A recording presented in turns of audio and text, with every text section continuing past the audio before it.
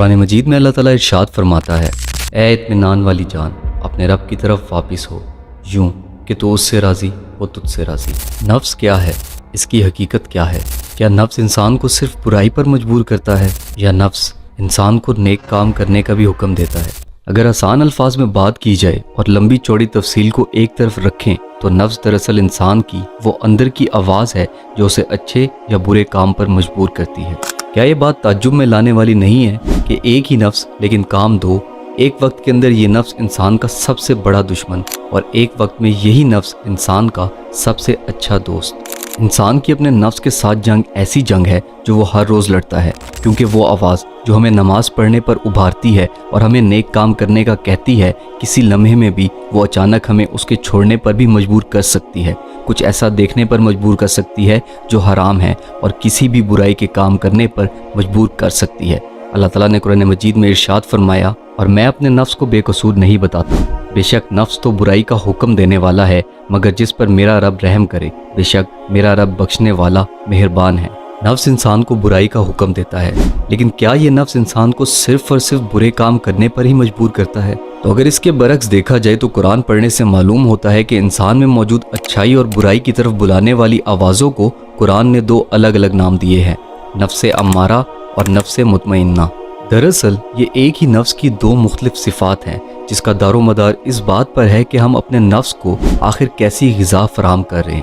یہ بات اچھے سے جان لینی چاہیے کہ انسان کو اللہ کا حقیقی فرما بردار بننے کے لیے سب سے پہلی لڑائی اپنے نفس سے لڑنی پڑتی ہے، اپنی تنہائیوں کو گناہوں سے پاک کرنا پڑتا ہے، اور اپنی تنہائیوں کو گناہوں سے پاک کرنے کا واحد حل تزکیہ نفس ہے۔ یہ نفس ہی تو ہے جو ہمیں کہتا ہے کہ ایک بار اور پھر دوبارہ نہیں، لیکن یہ ایک ایسا دھوکے کا وعدہ ہے جو کبھی پورا نہیں ہوتا، اور انسان اپنی فطری اچھائی کا گلا گھونٹ کر اس کو بالکل معذور کر دیتا ہے اور گناہوں کی ایسی دلدل میں دھستا چلا جاتا ہے کہ اس سے نکلنا انسان کے لیے انتہائی مشکل ہو جاتا ہے۔ اب اگر اس بات کو ایک مثال کے ذریعے سمجھا جائے تو شاید آسان ہوگا۔ اگر آپ کے پاس دو پرندے ہوں، ایک کالے رنگ کا اور ایک سفید رنگ کا، اور آپ صرف کالے رنگ کے پرندے کو دانہ پانی ڈالیں اور سفید کو بالکل بھوکا پیاسا رکھیں تو بالآخر اس کا انجام موت ہی ہے۔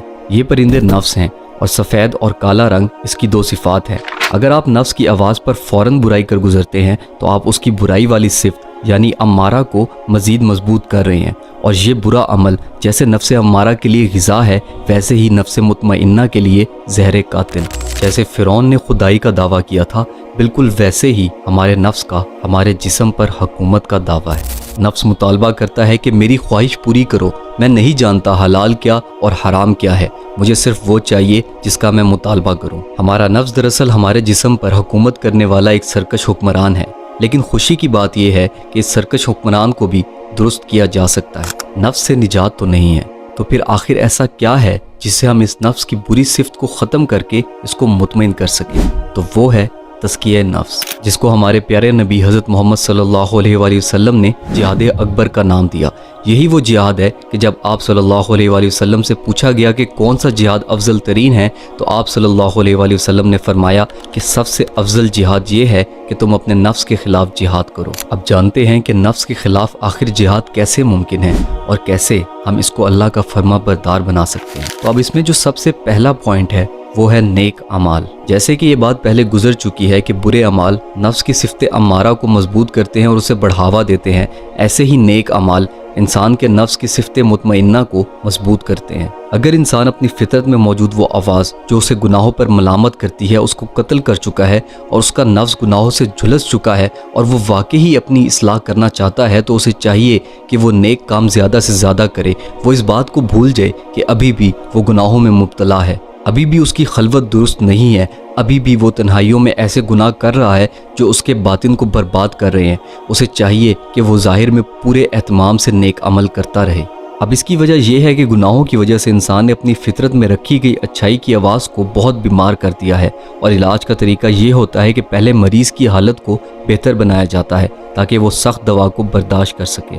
آپ کے یہ نیک اعمال کرنا آپ کے نفس مطمئنہ کی طاقت کو اور بڑھا دیں گے، اور آپ دیکھیں گے کہ آہستہ آہستہ آپ کا یہ نفس دوبارہ سے گناہ کے موقع پر آپ کو ملامت کرنا شروع ہو جائے گا۔ ایسا شخص جو اپنی فطرت کو بدل چکا تھا، اب اس کی فطری آواز دوبارہ اسے برائی پر ملامت کرنا شروع ہو جائے گی۔ اب اس میں جو دوسرا پوائنٹ ہے وہ ہے صحبت۔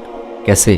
चले आसान अल्फाज में समझते हैं। शेख सादी के एक शेर का मफहूम है कि अच्छे लोगों की सोबत आपको अच्छा कर देती है और बुरे लोगों की सोबत आपको बुरा कर देती है। अगर आप एक अतर की दुकान पर बैठेंगे तो चाहे आप अतर ना भी लगाएं, आप में से खुशबू आएगी। ऐसे ही अगर आप आग के करीब बैठेंगे तो ना चाहते हुए भी आपसे धुएं की बदबू आएगी और ऐन मुमकिन है कि कोई चिंगारी आपके लिबास या जिस्म को जला दे। इंसान अलहदगी में चाहे जितनी भी नेकियां कर ले, लेकिन अगर उसकी दोस्तियां और सोबत अच्छी नहीं है तो ज़रूर वो दोस्त या उनके दरमियान होने वाली गुफ्तगू उस इंसान को किसी भी मौके पर ट्रिगर कर सकती है। और असल दोस्ती वही है जो इंसान की रूहानी तरक्की का सबब बने और उसको गुनाहों के कामों से रोके। हदीस मुबारका का मफहूम है कि इंसान अपनी सोबत और दोस्ती से पहचाना जाता है। इसके अलावा ऐसी चीज़ें जो आपको गुनाह करने के लिए ट्रिगर करती हैं, उनको कुछ अरसे के लिए बिल्कुल छोड़ दिया जाए। अगर अकेलापन आपको गुनाह करने पर मजबूर करता है तो अकेला रहना छोड़ दें और अच्छे दोस्तों या फैमिली के साथ वक्त गुजारें। अपने फारिग औकात को मसरूफ़ कर लें और मोबाइल फ़ोन का इस्तेमाल कुछ अरसे के लिए कम से कम कर दें। सोशल मीडिया प्लेटफॉर्म्स का इस्तेमाल बिल्कुल महदूद कर दें और अगर उसे यूज़ करें भी तो सिर्फ ऐसे लोगों को फॉलो करें जिनकी वजह से आपकी रिकमेंडेशंस में अच्छा और बेहतर कंटेंट आए। लेकिन बेहतर यही है कि आप कुछ अरसे के लिए इन चीज़ों को बिल्कुल तर्क कर दें। तीसरा पॉइंट, दुआ और इस्तगफार। मुसलमान का सबसे बड़ा हथियार दुआ और इस्तगफार है, इसलिए उसे किसी भी लम्हे अल्लाह की कुदरत से मायूस नहीं होना चाहिए और अपनी भलाई के लिए दुआ करते रहनी चाहिए। गुनाह हो जाना एक फितरी अमल है, अल्लाह का फरमान है और हमने इंसान को कमज़ोर बनाया है। ऐसे ही नबी करीम सल्लल्लाहु अलैहि वसल्लम का फरमान है, तमाम औलादे आदम ख़ताकार है और बेहतरीन ख़ताकार वो हैं जो गुनाह के बाद तौबा करें। एक बहुत ही जामे दुआ जो इंसान को उसके नफ्स के शर से बचाती है वो ये है, या हय्यू या कय्यूम बिरहमतिका अस्तगीसु असली शानी उल्लाहु वला तकिलनी इला नफ्सी तरफत आइन। यानी ए वो ज़ात जो हमेशा ज़िंदा रहने वाला है, जो कायनात के निज़ाम को चलाने वाला है, मैं तुझसे तेरी रहमत के सबब मदद मांगता हूँ। दुरुस्त फरमा दे मेरे तमाम मामलात को और ना हवाले कर तू मुझे मेरे नफ्स के पलक झपकने भर भी। और अब सबसे आखिरी पॉइंट जो सबसे ज़्यादा अहम और ज़रूरी है, जो कि है मुहासबा, यानी इंसान का खुद को अपनी रिपोर्ट देना। जब आप रात को सोने लगें तो सोने से पहले एक बार सारे दिन का मुहासबा करें कि दिन भर आपने क्या क्या गलतियां और गुनाह किए हैं और अपने आप से ये वादा करें कि अगले दिन ऐसा नहीं होगा और नेक काम करने पर आप अपने आप को शाबाशी दें। हम सब इंसान हैं और बशर होने का तकाजा है हमसे गुनाह सरजद हो जाए। अपने साथ साथ अपने दोस्तों के लिए भी दुआ करें और अपने साथ रहने वालों की इस्लाह भी करें। अपना बहुत सारा ख्याल रखिएगा। फ़ी अमान अल्लाह।